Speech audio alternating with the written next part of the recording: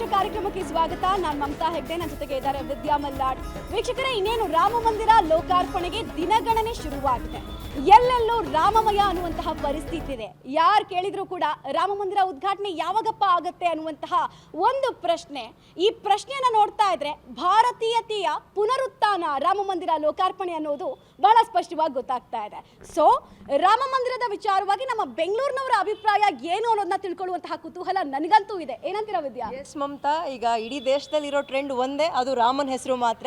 ಎಲ್ಲೆಲ್ಲೂ ಕೂಡ ರಾಮ ರಾಮ ರಾಮ ಅಂತ ಇದ್ದಾರೆ. ನಾವು ಕೂಡ ಈ ಕಾರ್ಯಕ್ರಮವನ್ನು ರಾಮನ ಭಕ್ತ ಹನುಮನ ದೇವಸ್ಥಾನದಿಂದಲೇ ಶುರು ಮಾಡ್ತಾ ಇದ್ದೀವಿ. ಈಗಾಗಲೇ ಸಿಕ್ಕಿರೋ ಮಂತ್ರಾಕ್ಷತೆಯನ್ನು ಕಣ್ಣಿಗೆ ಹೊತ್ಕೊಂಡು ಜನ ಮನೆಯೊಳಗೆ ತುಂಬಿಸ್ಕೊಂಡಾಗಿದೆ. ಹಾಗಾದ್ರೆ ಜನರ ನಿಜವಾದ ಅಭಿಪ್ರಾಯ ರಾಮ ಮಂದಿರದ ಬಗ್ಗೆ ಏನು ಹೇಳ್ತಾರೆ ಜನ, ಕೇಳೋಣ ಅಲ್ವಾ ಮಮತಾ? ಶುರು ಮಾಡೋಣ. ರೆಡಿ.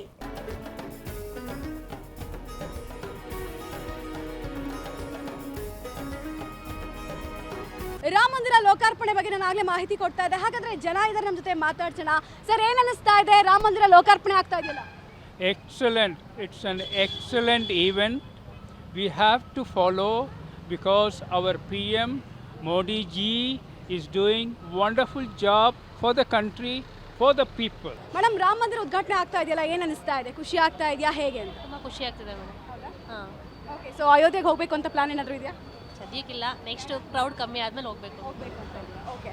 ಸೊ ರಾಮ ಮಂದಿರ ಉದ್ಘಾಟನೆ ಬಗ್ಗೆ ಇವ್ರನ್ನ ಕೇಳೋಣ. ಏನ್ ಅನಿಸ್ತದೆ ಸರ್? ತುಂಬ ಸಂತೋಷ ಆಗ್ತದೆ. ಓಕೆ. ಅಯೋಧ್ಯೆಗೆ ಹೋಗ್ಬೇಕು ಅಂತ ಇದ್ದೀರಾ?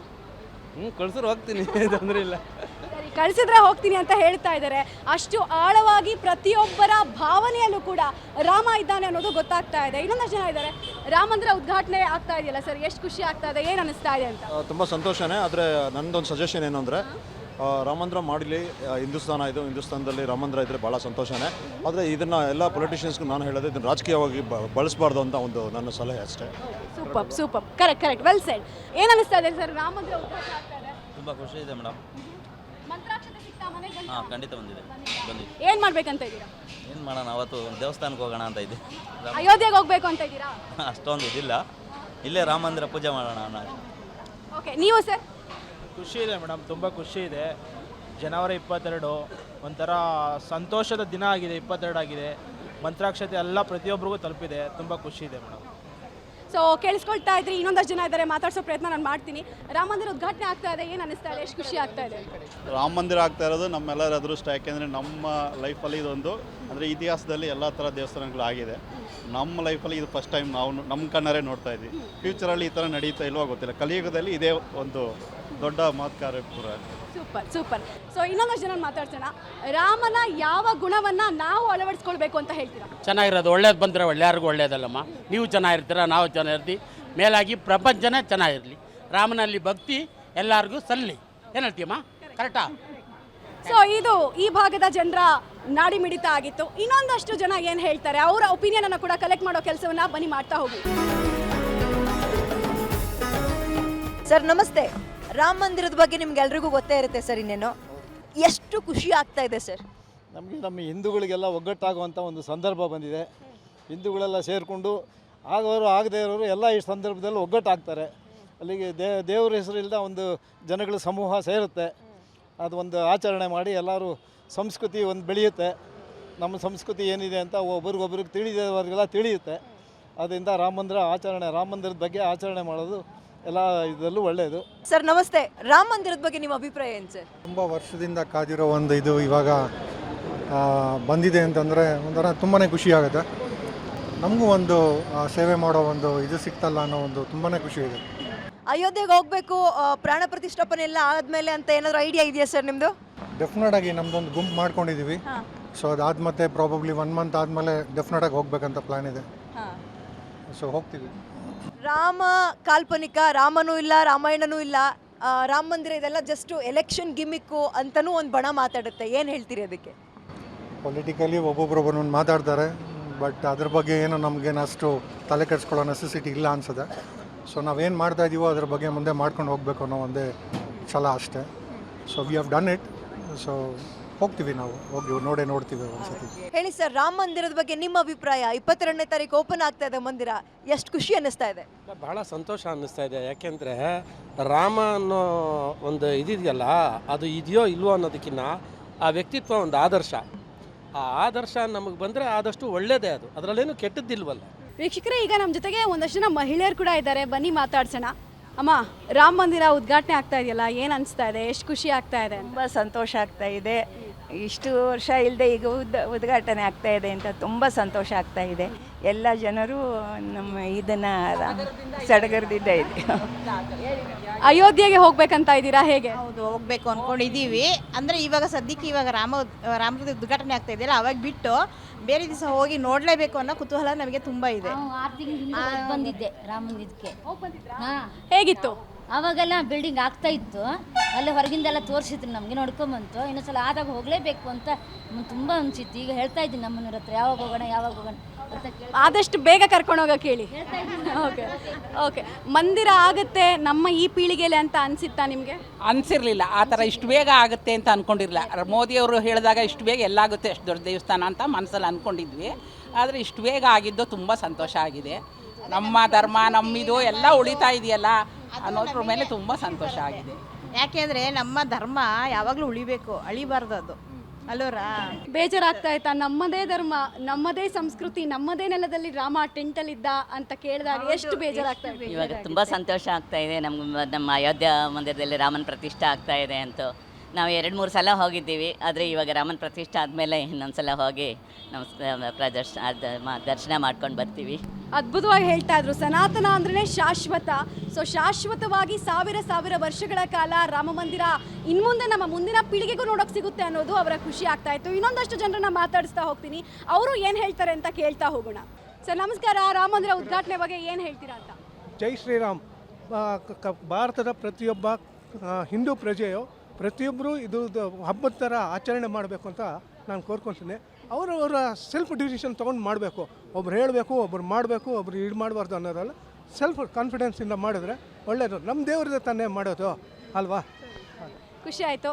ಸರ್ ಮಾತಾಡಿ, ಏನು ಹೇಳ್ತೀರಾ? ಜೈ ಶ್ರೀರಾಮ್ ಅಂತ ಹೇಳ್ತೀವಿ ಅಷ್ಟೇ. ಆಯಿತು, ಇನ್ನೊಂದಷ್ಟು ಜನ ಇದ್ದಾರೆ, ಮಾತಾಡ್ಸೋಣ. ರಾಮ ಮಂದಿರದ ಬಗ್ಗೆ ನಿಮ್ಮ ಅಭಿಪ್ರಾಯ ಏನು ಸರ್? ಇದು ಒಂದು ಹಿಂದೂಗಳಿಗೆ ಒಂದು ತುಂಬ ಒಂದು ಸಂತಸ ಸುದ್ದಿ. ಹೀಗಾಗಿ ಈ ರಾಮ ಮಂದಿರ ಒಂದು ಮೋದಿಯವರು ತುಂಬ ಪ್ರಯತ್ನಪಟ್ಟು ಇದನ್ನು ಅಭಿವೃದ್ಧಿಪಡಿಸಬೇಕಂತ ತುಂಬ ವರ್ಷದಿಂದ ಒದ್ದಾಡ್ತಿದ್ದಾರೆ. 1992ಇಂದ ಅವರು ಇದಕ್ಕೆ ತುಂಬ ಸಂಕಲ್ಪ ಮಾಡಿದ್ದಾರೆ ಅಂತ ಹೇಳ್ತೀನಿ.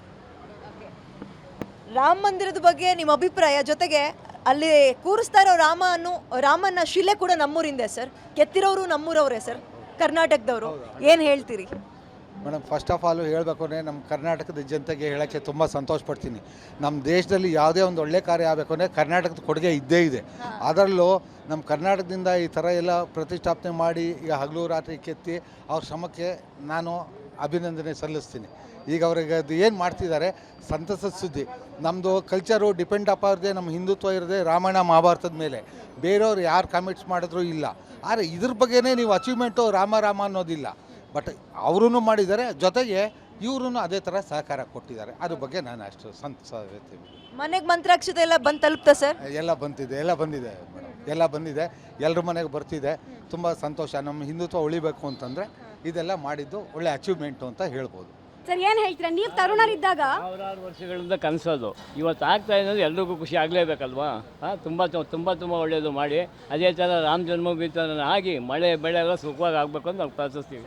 ನೀವು ಅಯೋಧ್ಯೆಗೆ ಹೋಗೋ ಪ್ಲಾನ್ ಇದೆಯಾ ಸರ್? ಹೆಂಗೆ ಹೋಗಬೇಕು, ಇನ್ನೂ ಸ್ವಲ್ಪ ರಶ್ ಜಾಸ್ತಿ ಇರೋದ್ರಿಂದ ನಿಧಾನವಾಗಿ ಹೋಗ್ತೀವಿ. ತುಂಬ ಚೆನ್ನಾಗಿದೆ, ಸಂತೋಷ. ಇನ್ನೊಂದು ಜನ ಇದ್ದಾರೆ, ತುಂಬಾ ಡೀಪ್ ಕಾನ್ವರ್ಸೇಷನ್ ಇದ್ರು, ಡಿಸ್ಟರ್ಬ್ ಮಾಡ್ತಾ ಇದ್ದೀನಿ. ಸರ್ ರಾಮ ಮಂದಿರ ಉದ್ಘಾಟನೆ ಆಗ್ತಾ ಇದೆ, ಎಷ್ಟು ಖುಷಿ ಆಗ್ತಾ ಇದೆ, ಏನು ಬೆನಿಫಿಟ್ ಏನು ಅಂತ? ಬೆನಿಫಿಟ್ ಟು ದಿ ವರ್ಲ್ಡು ಇದೆ ಮತ್ತು ಇಂಡಿಯಾಗೂ ಇದೆ.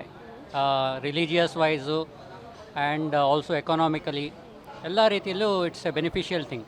ನಮ್ಮ so many of our car Sevaks have died. ಅವರು ಇಷ್ಟು ವರ್ಷ ಎಷ್ಟು ಕ್ಲೋಸ್ ಟು 500+ ಇಯರ್ಸಿಂದ ಕಾಯ್ಕೊಂಬಂದಿದ್ದಾರೆ ತುಂಬ ಮಂದಿರ ಆಗಬೇಕು ಅಂತ. ಸೊ ಅದೆಲ್ಲ ಈಗ ಆಗ್ತಾ ಇರೋದು ಇಟ್ಸ್ ಎ ಬ್ಲೆಸ್ಸಿಂಗ್ಸ್ ಅಂತ ಹೇಳಬೇಕು. ಬ್ಲೆಸ್ಸಿಂಗ್ಸ್. ಸೊ ಸೇಮ್ ಎಲ್ಲ ಕಾಪಿ ಪೇಸ್ಟ್ ಅಂತ ಇದ್ದಾರೆ. ಎಲ್ಲ ವರ್ಗದ ಜನರನ್ನ ಮಾತಾಡಿಸೋ ಪ್ರಯತ್ನವನ್ನ ನಾನು ಮಾಡ್ತೀನಿ. ತುಂಬಾ ಖುಷಿಯನ್ನು ವ್ಯಕ್ತಪಡಿಸ್ತಾ ಇದ್ದಾರೆ. ಸರ್ ನಮಸ್ತೆ, ಹೇಳಿ ಸರ್, ರಾಮ ಮಂದಿರದ ಬಗ್ಗೆ ನಿಮ್ಮ ಅಭಿಪ್ರಾಯ ಏನು ಸರ್? ಏನೂ ಇಲ್ಲ ಮೇಡಮ್, ನಾವೆಲ್ಲ ದೇವ್ರ ಭಕ್ತರೆ. ಚಿಕ್ಕಂದಿಂದ ನಾನು ದೇವ್ರ ಪೂಜೆ ಮಾಡ್ಕೊಂಡೇ ಬಂದಿರೋನು, ದೇವರಲ್ಲಿ ಅತೀವ ನಂಬಿಕೆ ಇಟ್ಕೊಂಡಿರೋನು. ಸೊ ರಾಮ ಮಂದಿರ ಕಟ್ತಾ ಇರೋದು ಒಂದು ಭವ್ಯ ಕನಸು ನನಸಾಗ್ತಾ ಇದೆ. ಒಂದು. ಇನ್ನೊಂದು, ಈಗ ನಾರ್ತ್ ಇಂಡಿಯಾಗೆ ಟೂರ್ ಹೋಗ್ತಾ ಇದ್ದೀವಲ್ಲ, ಅಯೋಧ್ಯನೂ ಒಂದು ಯಾತ್ರಾ ಸ್ಥಳವಾಗುತ್ತೆ. ಅದು ಒಂದು ಪುಣ್ಯ ಭೂಮಿ.